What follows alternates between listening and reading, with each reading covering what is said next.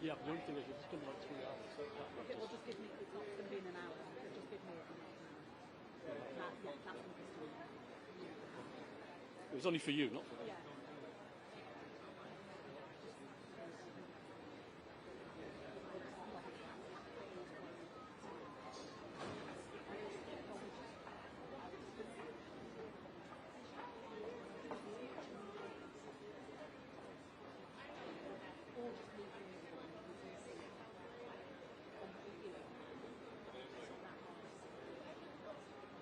Anyway, let me talk to you about it might be useful to know. So leave start on time. At the moment there's nothing there's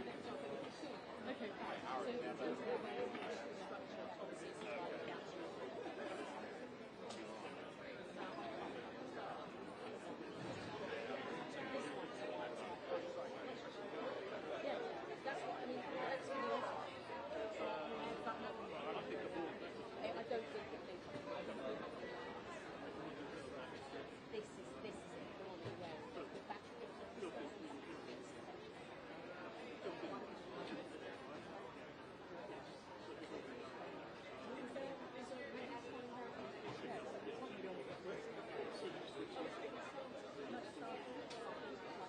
is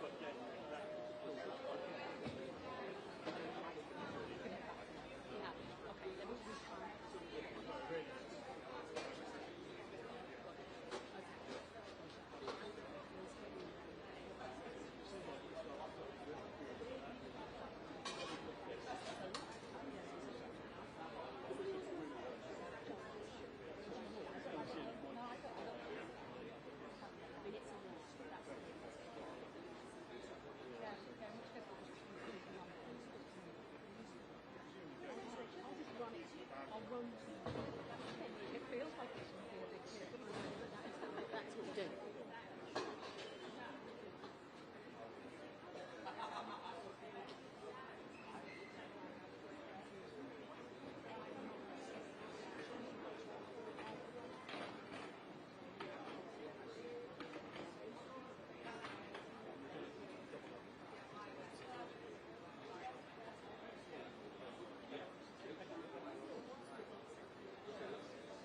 That would be more helpful. The back.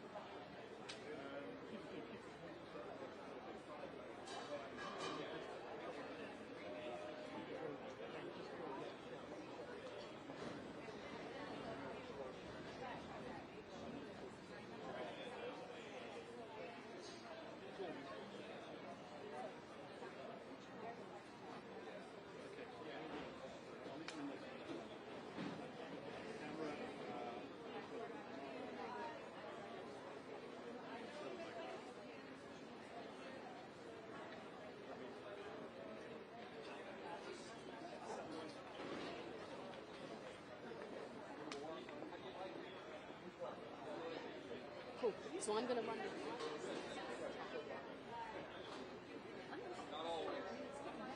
Oh, yeah. Oh, that's you can't. No, we won't.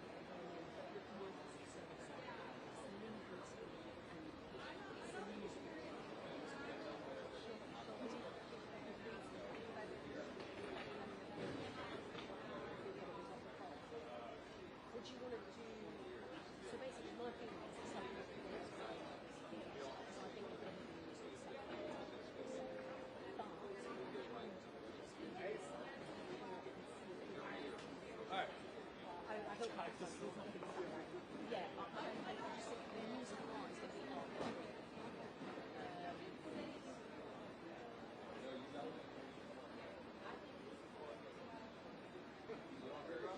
that? I'm just looking at the guy behind you.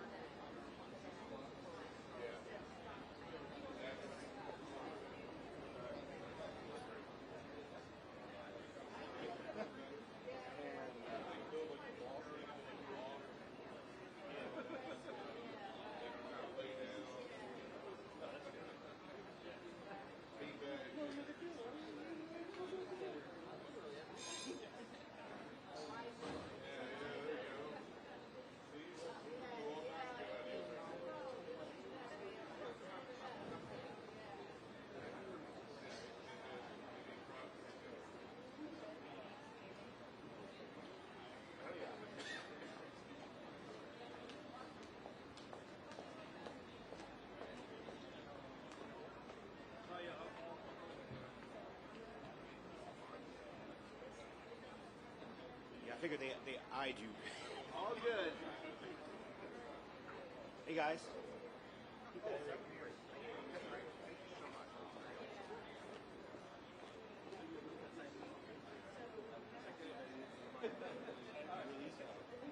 The Schumer's guy got behind. I come to go high.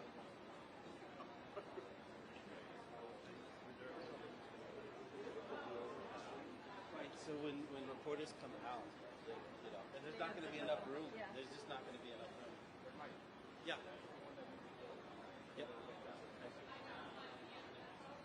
The concern on this side is the lean and blocking cameras. So we'll work with you. We may need to adjust that rope line, but right now everybody's got a shot, except for. Okay. All right. So I don't know how we affect the stairs. Going to be there. It's all going to have to come around. And you know what the reporters going to do? They're going to stop right there. So. Yes, sir. So last time, it's like all the like for a very long time. And when we just like Warner, waiting.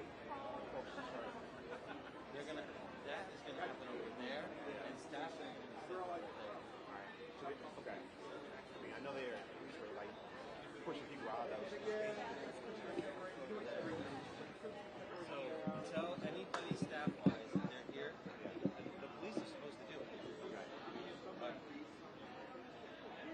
have your Washington Post here. Yeah. Oh, fancy. So she said to me, what about Washington Post? And I said,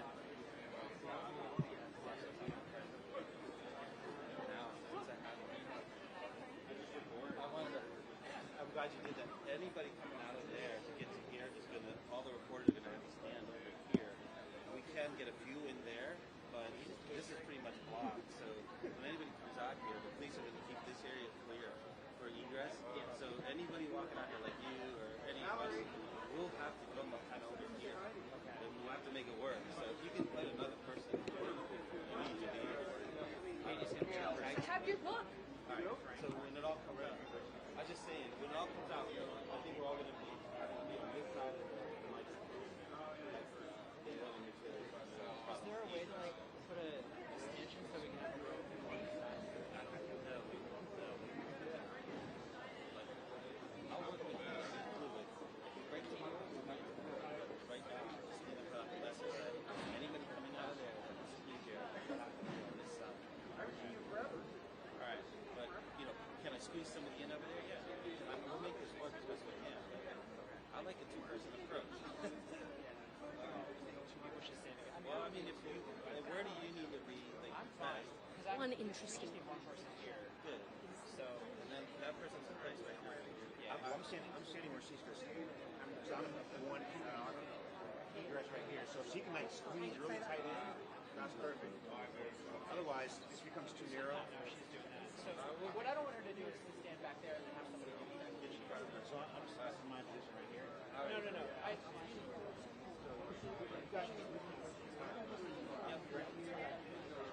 Yeah, good. All right. You think Robert? Yeah.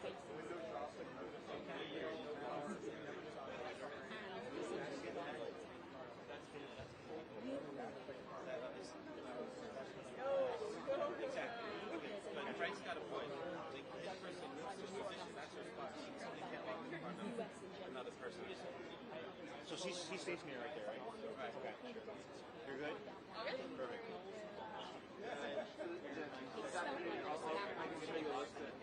Talk about for 5 minutes. I don't know if it's definitive, but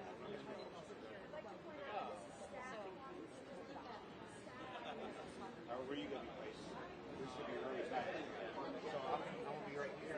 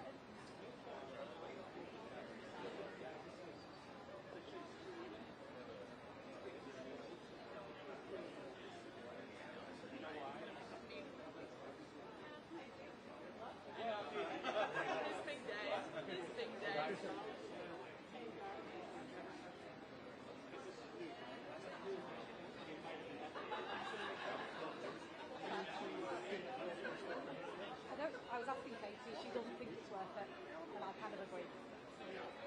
Moz was saying, is it worth it? I'm not sure. I mean, we can. If you've got time and you want to get it in, I can do it. I can feed it. It's not a problem. I just don't think they're going to do anything. And I don't think they will either. Yeah, fine. There's nothing like George. It's a load of faces they don't know. Hilarious. Chihuahua.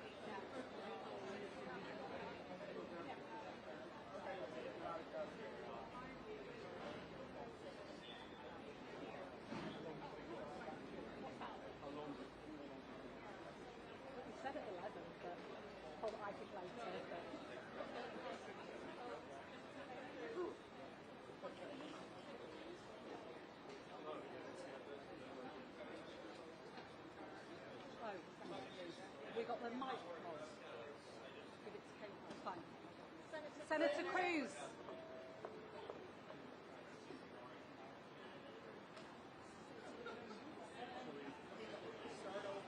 How long is the mic?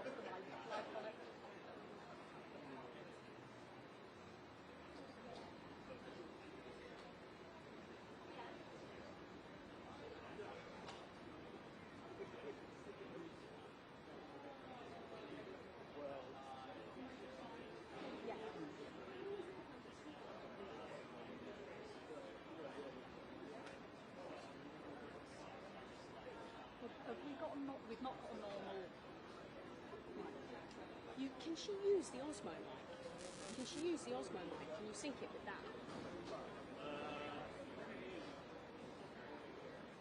Yeah, it's a bit of a rejig. Nothing wrong with it, it's just a lot. It's more theatrical. Better, yeah. Well, what about the top mic? Is that radio or no? It's not top, I was going to take it off.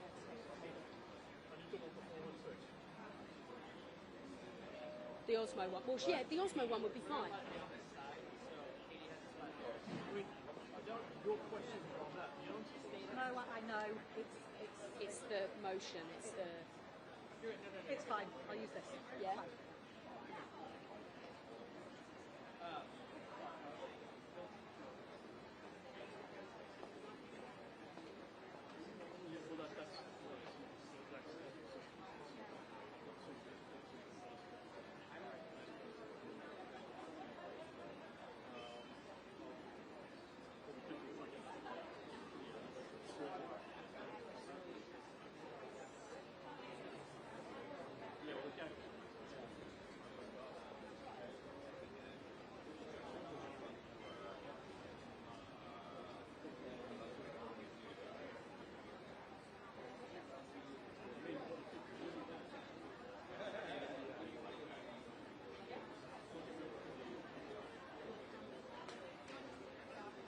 I'm sorry. No, that's all right.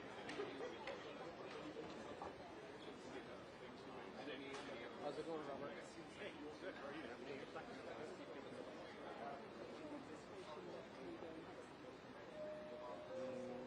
Rubio, maybe 20% chance. Hegseth, carry on. Hi, Mike. What makes you think that you can stand right here? What do you mean? Where do you want me to stand? Do it now. Can't I wait till more people come in? All right. Okay. There's a camera issue here, so we're going to move this rope line out a little bit more. We really can't lean in because we're blocking shots. Peter, I'm going to move that rope to your satisfaction with the mind that they also have a say in this too. All right. All right, guys. Ready?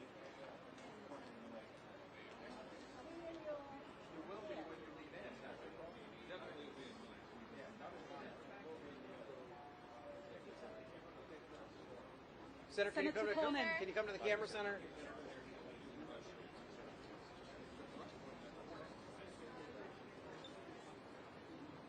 Everybody, we're going to be very gentle in the way I do this. I'm sorry.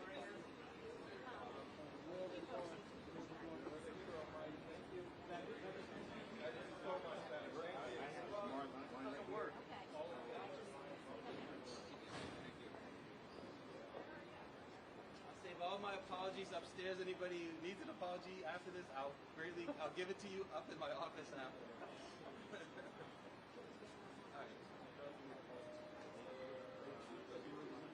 Okay, don't worry.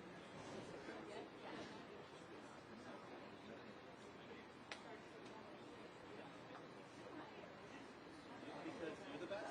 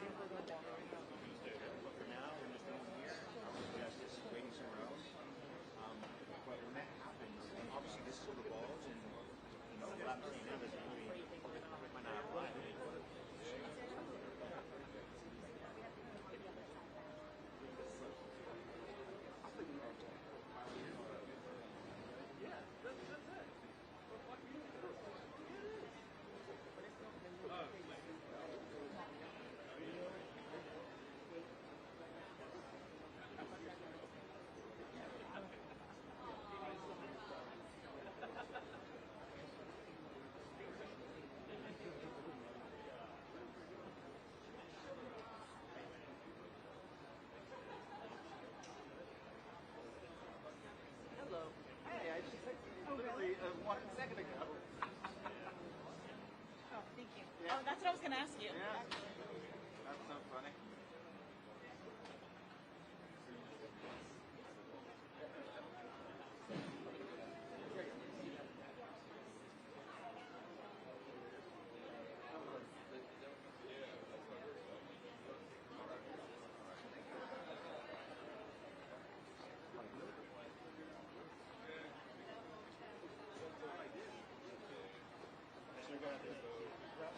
Yeah.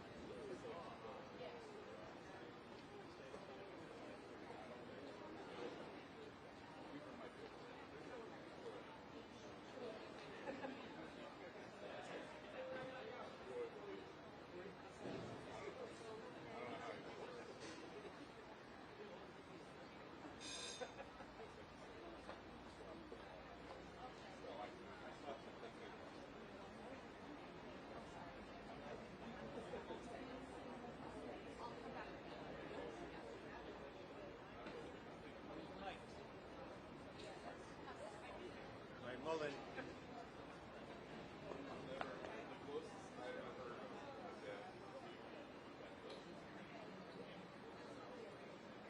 Sarah Mullen, can you come to the cameras? Yeah. What did you hear in the briefing?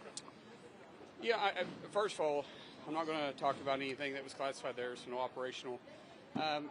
This is an outstanding coordinated effort by from the intelligence community, to our men and women in uniform. Only the United States can pull this off. And, this is something that should have taken place probably in a previous administration, but only President Trump had the backbone to pull it off, to pull out an indicted illegitimate president that was holding Venezuela hostage. And so glad this took place. Are you worried about Rubio supposedly told Sorry, let me go here first. Are you worried about what's happened with an oil tanker this morning and the Russian response?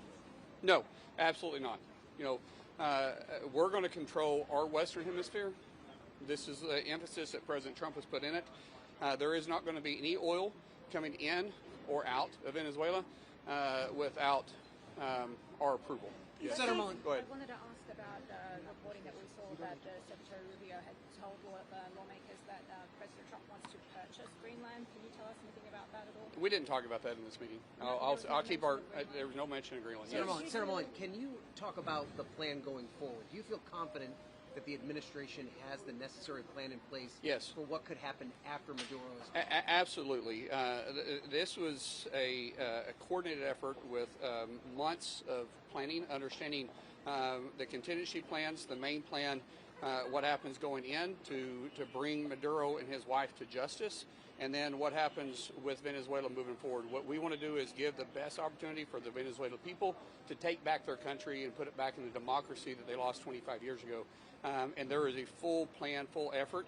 If any Democrat comes to this mic and tells you anything different, obviously I'm not going to get in the details, but they are absolutely lying about it because there was a full, complete brief. I would say probably one of the best briefs I've ever received since I've been in Congress. Do you think there could be elections there soon, and how soon could they be? I think that'll take some time because the infrastructure hasn't been in place for 25 years, but that's ultimately our goal. Let me go here.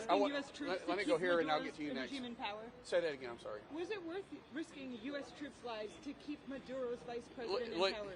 Well, look, our men and women that are in this line of work, this is what they sign up to do. This is what they train to do. This is why we have the best military and the best intelligence community in the world. They thrive to do this kind of work. What we did is we brought an illegitimate president out of Maduro or out of Venezuela, brought him to the United States to hold him accountable for the men and women he's killed on our streets by poisoning them. So it was well worth it. What happens next with the government? We're going to let the Venezuelan people choose that. Yes. Senator, did you hear anything that would give you an indication that American boots on the ground might be necessary if there are reports of violence sporadically? There is no boots on the ground right now, but let me tell you, we have contingency plans all around the world just in case something does happen. I'm not speaking specifically to any plan, but I'm just saying that's what we do. We always have contingency plans to keep the American interest and our country safe. And so what I just reiterate this. The president and this administration is putting a heavy emphasis on the Western Hemisphere. For 25 years, we have focused elsewhere. We are now focused on our backyard, and we should be. Yes, ma'am. Was Cuba discussed at all? What do you think? What comes next for Cuba? The only thing that Cuba was not addressed, the only thing was talked about was the Cuban security force that was in ground, and what happened when they tried to engage with our men and women, which didn't end up very well for them. So is, Yes. is the seizing of this Russian-flagged ship a direct challenge to Vladimir Putin? Well, Are you I worried would that say angle yet? I would say that they claimed it was their ship. That's all I'm going to say. They claimed it was their ship, but obviously they didn't engage because there's a little bit of But how gravity might this that could take place. How might this be interpreted? It's not. So- We had made it very clear that there was no oil going in and out. This is our hemisphere, not Russia's. If they're going to operate here, we'll know they're operating here, and they will not call our bluff. We will stand up strong to It's them. not just your hemisphere, though, is it? Well, it's the Western Hemisphere, and there's no Army or Navy that's going to protect it better than we will. We're protecting our interests. I understand Russia is not going to operate here open and freely, period. I understand that. Yes. What is your view on Greenland? That wasn't discussed. Greenland, as I already discussed, I think you made the answer. That wasn't What do you discussed. think should happen with That Greenland? was not what this briefing's about. That's not what I'm going to be talking What do about. you Yes. think should happen? Go ahead. Well, go back. You got a question? I thought I heard you. Yes, go ahead. Is there a clear plan regarding the means to sever economic ties with China and Russia? That wasn't discussed, and I don't think we want to sever ties with them. I mean, Russia, we've already pretty much put them in a whole sanction. China, we want to have a relationship. We want to have a relationship with China too, or with Russia too, but we're not going to allow China and Russia to back illegitimate regimes that are a criminal organization. Was Nicaragua discussed? That wasn't discussed. Wasn't discussed. Did they say if the goal of this larger strategy, did they say it's to take out the shadow fleet out of operation, or is it just to stop oil leaving? Well, we've already made the shadow fleet a point of interest. That wasn't discussed in this meeting, but we have made it very clear that the shadow fleet is not going to be operating in our backyard. So what's the broader strategy? What did they say what is the goal? The goal is to bring stability to Venezuela and allow Venezuela to be a democracy again. Any oil that we have that we've seized and any oil that we bring in will be used directly for the Venezuela people. It will not go into our treasury. Yes. The use of U.S. military force to facilitate very much. That'll depend on what's taking place, but I don't think that at this point it's going to be necessary. I don't. It depends on what we're doing. If we're going to an act of war, yes. If we're bringing a stabilizing force, I think the AUMF that's in place will probably be able to be sufficient. Do you describe this as regime change? No. What we did is we took out an illegitimate president. He was never duly elected. So there can't be regime change if he should have never been put in place to begin with. Was his vice president duly elected? I don't know how their elections happened. I don't know if they're on the same ticket or separate. I don't know how that works. But I know if we were interested in having a full regime change, if we were interested in taking over Venezuela, we would have left our force in place. We had control of what we wanted to.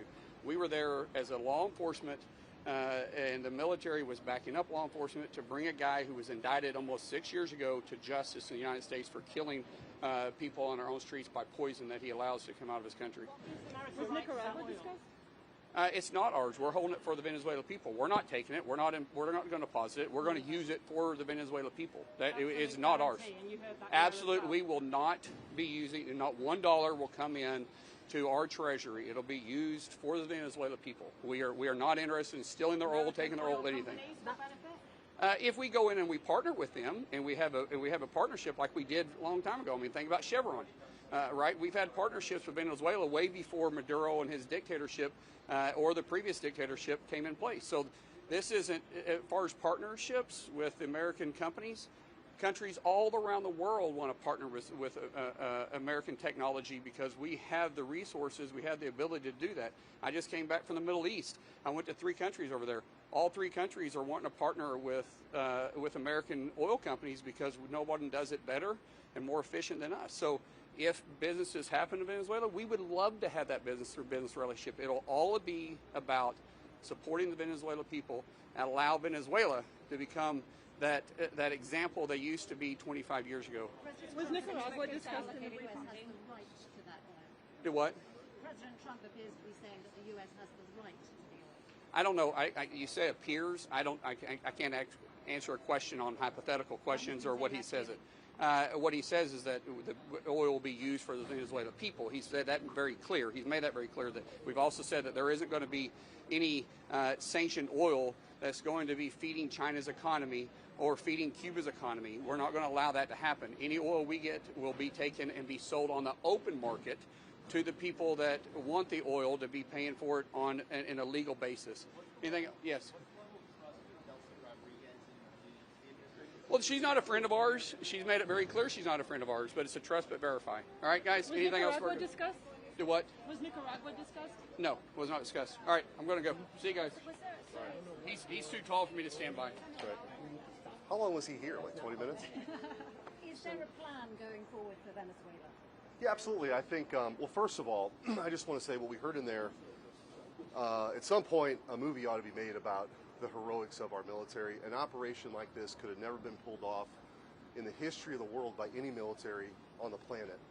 Pretty exquisite joint force in the middle of the night, no warning.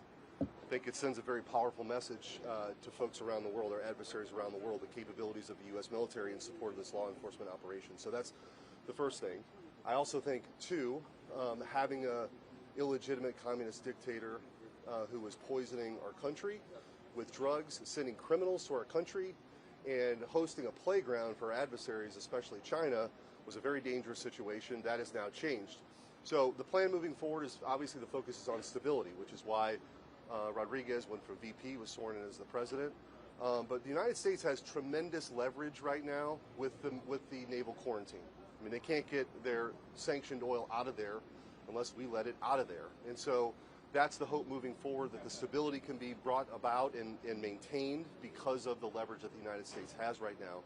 And I think that's the best way to describe the plan moving forward. Some senators are saying that the U.S. administration is winging it when it comes to a plan for Venezuela going forward. Did you get the sense?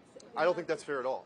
I actually heard, with Secretary Rubio and others that were in there, if anybody comes out of here saying that they didn't get a clear picture of what this looks like moving forward, they're not being truthful. This is very, I think the planning for this has been very deliberate. What this looks like. Look, there are always contingencies. There certainly are. But if you would have seen, this was not an effort to disrupt their economy or topple a whole regime or an effort to stay there forever. That's not what this is. This was a very specific action in our hemisphere to protect the American people from a dictator who allowed China, Russia, and Iran to have a base of operations not far from our homeland. And so there is a plan moving forward. It's based almost, I think most powerfully on the leverage that we have right now on the oil that is stacking up for them, that they need to get out. And we are the only country in the world that can let that get out. Where's that oil going, sir? Is that oil going to the Venezuelan people or is it going to the U.S.? Yeah, that's the hope. No, this is for the stability of the Venezuelan people. And they've been robbed of that, again, by a communist dictator for far too long. But as an American senator, the interests of the United States of America is my chief concern, and the interests of the United States of America have been furthered here in the Western Hemisphere, not in some far-off place. For 20 years, we're trying to build a Madisonian democracy in the sands of the Middle East or a tribal backwater in our own backyard. And by the way, a throwback to a doctrine that has served this country very well for 200 years, which is the Monroe Doctrine, which is this is our hemisphere. And the American people are safer when you don't have the kind of actors like Maduro. Does that mean, was it your impression that hemisphere means there could potentially be plans for the same type of thing in other countries beyond Venezuela? Was that discussed? That wasn't discussed. I would also point out that Colombia is a very different situation than Venezuela, if that's what you're alluding to. But that really wasn't the purpose of this. This really was to go through the operational sophistication there that took place, which I'm obviously not going to share, but then also a broader rationale, which I think they answered all the questions that were asked. Now, Democrats, I'm sure, are going to come out here and say they have more questions than answers. That's just political posturing. What we heard in there was a very professional team that did something that, again, nobody in the history of the world could pull off, and we did that. Did Greenland come up at all, sir? Did Greenland come up at all? Not in. Do you have a personal opinion on that? Are you concerned about military action in Greenland? I personally think that we ought to be active in pursuing Greenland. Absolutely. I think if you acquiring Greenland is be my support. I would support that 100%. That's not what anybody's talking about. First of all, Denmark's claims are nebulous. People sort of skip over that page in history of their claims to Greenland. But I would fully be supportive of Greenland being a much more integral partner of the United States of America. If you look at a globe from on top, all of our defense of the Western Hemisphere, of the homeland, whether it's ballistic missile defense or in space, Greenland has an incredible strategic value and the critical minerals there. The other thing I would point out, China and Russia are operating off the coast of Greenland. Denmark is not capable of protecting Greenland. And so, in my view, we have a very keen interest in Greenland. Denmark is willing to work with the U.S. Why does the U.S. have to own it? Denmark. Denmark is willing to Denmark's not capable of the protection that we need for our country. That's the problem. Well, my suggestion for Denmark would be to go to their European partners and actually have this much energy about the defense of their own continent. How about protecting your own continent instead of relying on the United States, which has happened, by the way, for decades now? Many of those countries are total freeloaders of American security. The president has made it very clear. We have expectations of what you're going to spend on your own national defense. What you're seeing is a very clear pivot from some of the concerns that have been around this town, permanent Washington, for a long time, this obsession with Europe. NATO has a very important role. They have to step up in a much more meaningful way for their own continent while we focus on the Western Hemisphere and the Indo-Pacific. If you read the national security document that just came out, that makes it very clear what the United States plan are. What's that? Who? Do you think America? That's not what we're talking about. We're talking about NATO countries no longer being freeloaders of American taxpayers. The UK and NATO. Are there any other? So are the there any UK other helps out with the operation. What this means for the stability of Cuba. Well, I think Cuba certainly took notice of what happened, and if the American people didn't know then, they know now that the Cuban security forces were very much involved in what was going on in Venezuela. So, I'm sure they're paying attention. Did the briefing discuss possible action in Cuba or Nicaragua? So you're saying that NATO are freeloaders, but the UK, as I understand, helped out in a significant way with the seizing of this tanker, this Russian. What I'm talking about is What their do you- percentage of their GDP spent, and I'm not, percentage of GDPs aren't munitions. Munitions win wars. So the this is sort of a side issue, but the deindustrialization that's happened in Europe, and including in Germany, has really hurt Europe's ability to defend itself and produce things to defend itself. That has to change. If Putin is actually Hitler, you would think there'd be a greater sense of urgency on the continent, and we haven't seen that. Now, I will say there's been positive move forward in this term with President Trump. They are committed to that, but it can't be for pensions. It can't be for pensions. It's got to be for munitions. And so that's the kind of partnership that the United States of America is looking for with our European allies. It's not adversarial. It's just say, hey, we have big concerns in the world that center on the homeland in the Western Hemisphere, as demonstrated in the past week, and also the rise of China. Those are their biggest strategic imperatives. And so, again, it just calls for Europe to step up in a more meaningful way than they have before. Thank you very much. Senator.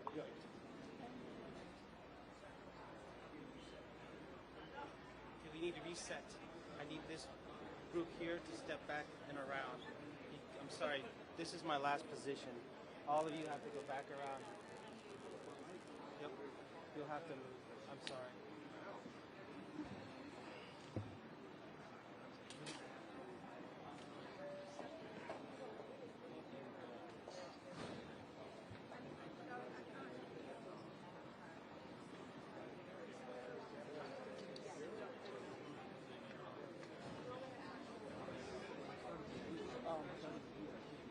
Yeah, thank you.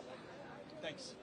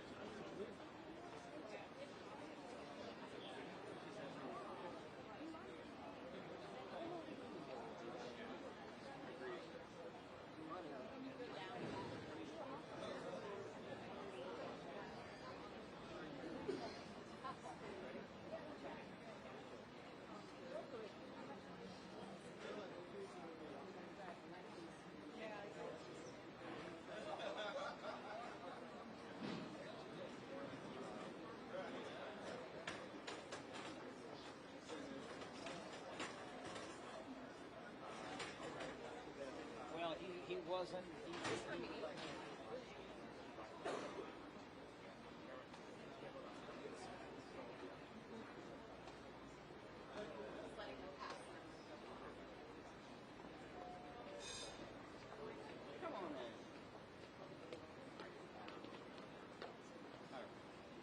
This is set. This cannot move. These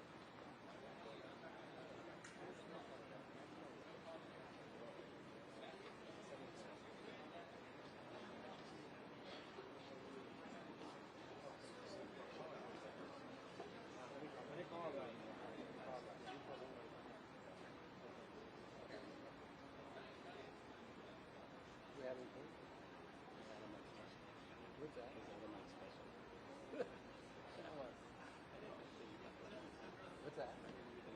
No.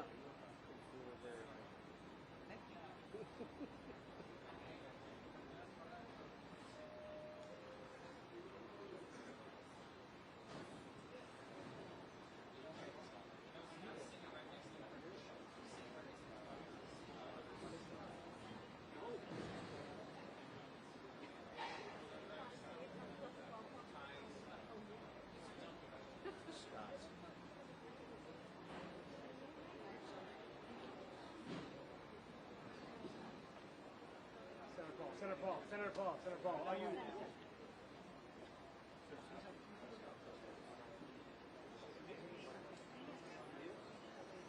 We probably don't want to call people over, right? Oh, I just thought. Do we not want to call people over? Yeah. Is it Rubio coming? Yeah.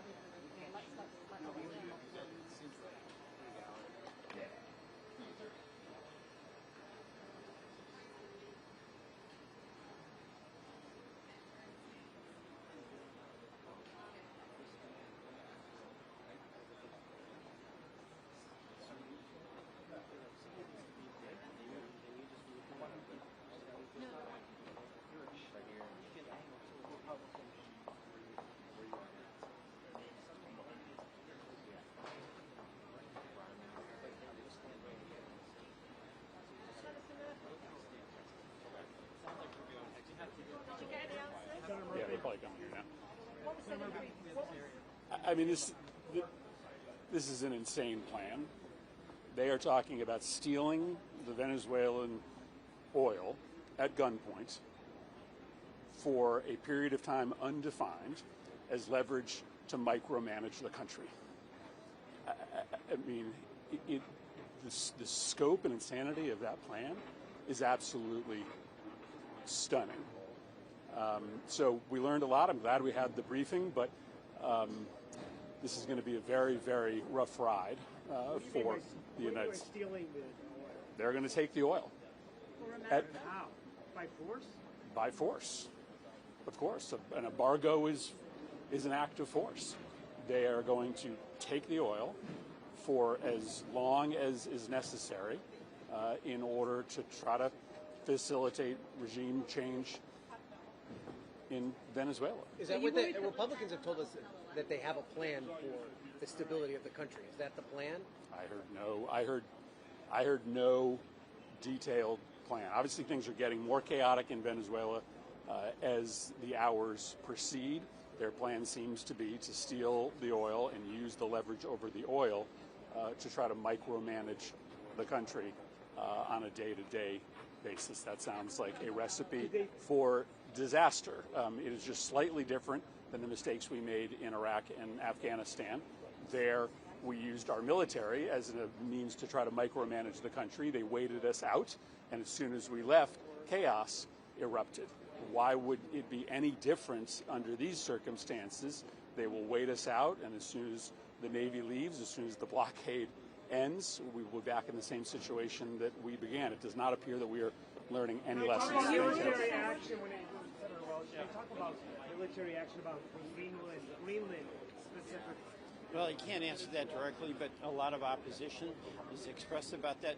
But there's three things. First of all, this is an extraordinary military operation, but it was in service of what really appears to be a neocon fantasy. And that is that we will run Venezuela, we'll have access to their oil. And how did that work out in Iraq? How did it work out in Afghanistan? So that's the question that hasn't been answered. Second, it's great Maduro's in jail in Manhattan, but Madurismo is totally intact in Venezuela. His hand-picked vice president is in charge. His very repressive interior minister is now on the rampage, repressing any kind of opposition. So there's a fair question. What have we accomplished? We've gotten rid of Maduro. He's in jail, but everything Maduro created, his drug operations, his repression, his anti-Americanism, is all totally intact.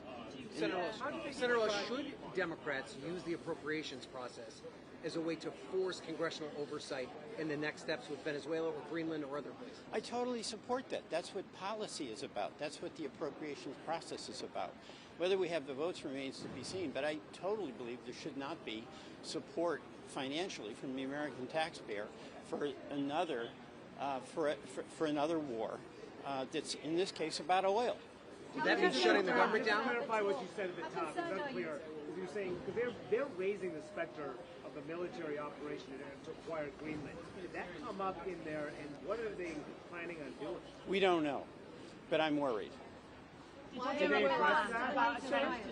I'm sorry, what? Did you hear a plan about how Venezuela could move towards democracy? We heard aspirations about how it could move to, quote, stabilization. But the reality is the entire Maduro apparatus is still intact. And we know every regime is, if about nothing else, it's about self-preservation. So the United States has a lot of leverage with the oil blockade, but does that mean it has control? So what you have here is a situation where everyone is in great admiration of the capacity of our military and how they did something that was extraordinarily dangerous and complicated. But there is no answer about what comes next. Maduroismo is totally intact, and there is not a developed plan about what's going to happen. Now, the final point I want to make is that everything we heard in there, the American people should be hearing. There's no justification that anything that was said there shouldn't be said in an open hearing where the American public has total access to this major decision that has been made where we are in another combat situation. Should Europe be Thank you. worried about America's intentions? Pardon me? Should Europe be worried about America's intentions? Europe is worried about America's intentions. Thanks. Yeah, Tim and I made it clear that the public needs answers. Across America, people are just saying, what the hell is going on? We need answers as to how long this is going to last. We need answers to how many troops, how much money, are there guardrails, things we don't do. And a number of things that we talked about were very troubling. I am totally dissatisfied about their answers of going into other countries, totally dissatisfied of what they might be doing in Greenland, as well as in Colombia, Mexico, and other countries. And we're also totally dissatisfied about succession. They're relying to help them run Venezuela, help Trump run Venezuela, of the most unreliable, corrupt people who hate America. So this is fraught with peril. The American people, the public, not just in a classified room, The American people need answers. Tim. And I'll just say this, and we've got the two cabinet secretaries here, and they heard what I said in that room. We are 4 months into a sustained military operation. More than 200, quote, enemies have been killed. American troops have been injured. We have the U.S. forces arrayed around Venezuela, but neither the House nor the Senate have been willing to hold a single public hearing to put these facts before the public. Why not? We need to start doing our job. What they will do is get us in a classified setting where the leader of the Senate says, this is not for public consumption. And so the questions that we have about the legal rationale, we cannot discuss in public. The questions we have about the strategic rationale, we cannot discuss in public. About the targeting criteria, we cannot discuss in public. About what's next, is Greenland next, is Colombia or Mexico or Cuba next, it's very hard to discuss in public. We've got to get this discussion out of the skiff and into the public before it's too late. The reason we need hearings, public hearings, is the Founding Fathers, when they gave the Congress the power to make war, knew that this is such a powerful and fraught with peril issue, making war, that a public discussion was required. They're avoiding all public discussion. To talk to us in the skiff, where we didn't get adequate answers even to our questions, but not let the American people know what they're doing, when it's the American people who have always paid the price when we try to do this regime change in blood and treasure. We need answers. We need answers to these questions, and we need them made publicly. Thank you. Thank you. All right, let's hold in place, please. All right. I'm against everything you said. So. Why are you saying this behind closed doors? Well, there's a lot of operational details that can't be discussed publicly, obviously, for obvious reasons. So as we move forward, we'll describe our process, which is a threefold process in Venezuela. I've described it to them now. Step one is the stabilization of the country. We don't want it descending into chaos. Part of that stabilization, and the reason why we understand and believe that we have the strongest leverage possible, is our quarantine. As you've seen today, 2 more ships were seized. We are in the midst right now and, in fact, about to execute on a deal to take all the oil. They have oil that is stuck in Venezuela. They can't move it because of our quarantine and because it's sanctioned. We are going to take between 30 and 50 million barrels of oil. We're going to sell it in the marketplace at market rates, not at the discounts Venezuela was getting. That money will then be handled in such a way that we will control how it is dispersed in a way that benefits the Venezuelan people, not corruption, not the regime. So we have a lot of leverage to move on the stabilization front.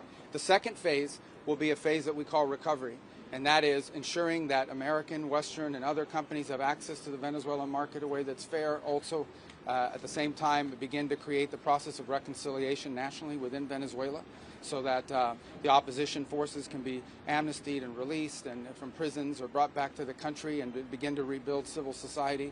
And then in great detail, we'll have more detail in the days to follow. But we feel like we're moving forward here in a very positive way. Secretary Rubio, some senators who were in that briefing describing your operation variously as that you're winging it, that there's no plan for Venezuela going forward. Yeah, I know. They're going to say that. I used to be a senator, too. That's what you always say when it's the other party. The bottom line is we've gone into great detail with them about the planning. We've described it to them. In fact, it's not just winging it. It's not just saying or speculating it's going to happen. It's already happening. Like the oil arrangement that we've made with PDVSA on their sanctioned oil that they can't move. Understand, they are not generating any revenue from their oil right now. They can't move it unless we allow it to move because we have sanctions, because we're enforcing those sanctions. This is tremendous leverage. We are exercising it in a positive way. The president described it last night. Secretary will have more to say on it today, who is involved in running this portfolio. And we feel very positive that not only will that generate revenue that will be used to the benefit of the Venezuelan people, and we're ensured that that's what the case is, but it also gives us an amount of leverage and influence and control over how this process moves forward. Mr. Secretary, on Denmark, sir. Mr. Secretary, on Denmark. Why has the administration not taken Denmark's offer to discuss the situation in Greenland? And I'll be meeting with them next week. But will you take military intervention off the table? I'm not here to talk about Denmark or military intervention. I'll be meeting with them next week. We'll have those conversations with them then.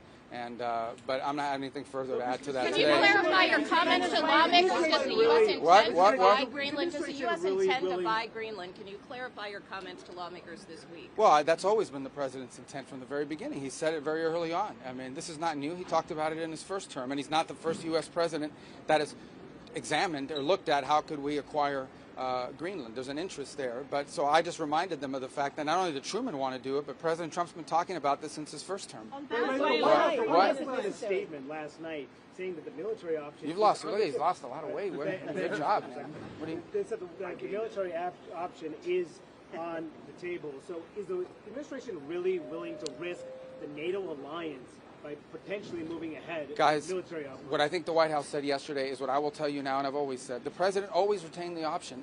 Every president, not this president, every president always retains the option. I'm not talking about Greenland. I'm just talking about globally. If the president identifies a threat to the national security of the United States, every president retains the option to address it through military means. As a diplomat, which is what I am now, and what we work on, we always prefer to settle it in different ways. That included in Venezuela. We tried repeatedly to reach an outcome here that did not involve having to go in and grab an indicted drug trafficker. Those were unsuccessful, unfortunately. Venezuela, the people of Venezuela are waking up to the same regime. Do you not worry about that? Well, first of all, the bottom line is that there is a process now in place where we have tremendous control and leverage over what those interim authorities are doing and are able to do. But obviously this will be a process of transition. In the end, it will be up to the Venezuelan people to transform their country. We are prepared under the right conditions, using the leverage that we have, which includes the fact that they cannot move any oil unless we allow them to move it to...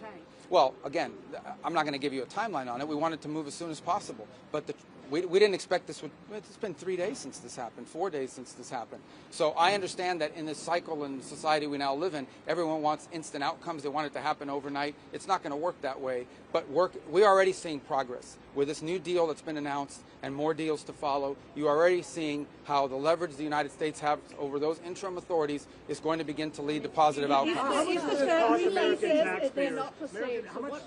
It doesn't cost us. It doesn't cost us. The involvement, the U.S. involvement in Venezuela, how much will it cost? Well, it isn't going to cost us any money. For example, this oil deal that's happening doesn't cost us any money. On the contrary, and if it opens up, well, these look, I don't have the numbers.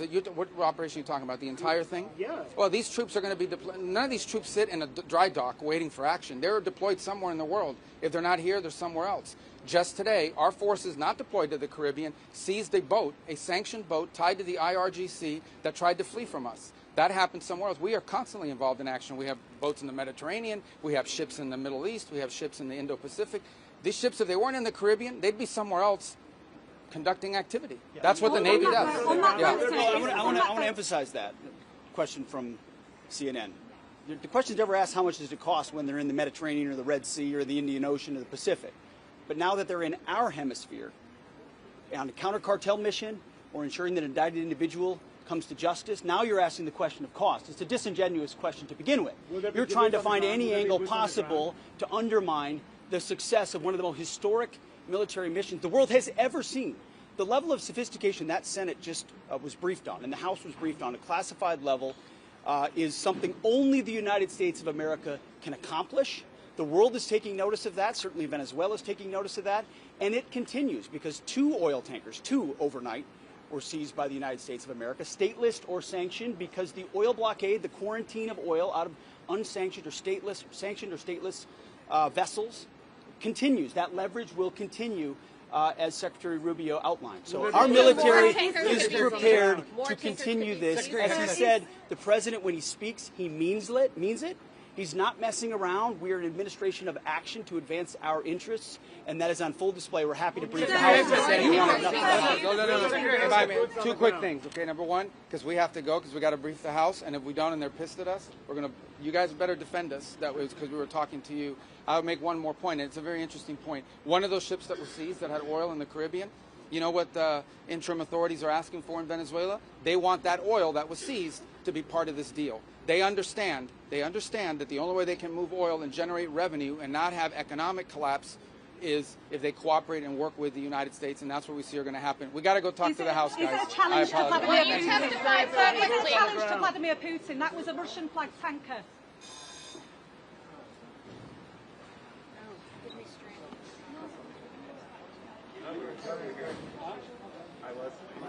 We vote for, yeah.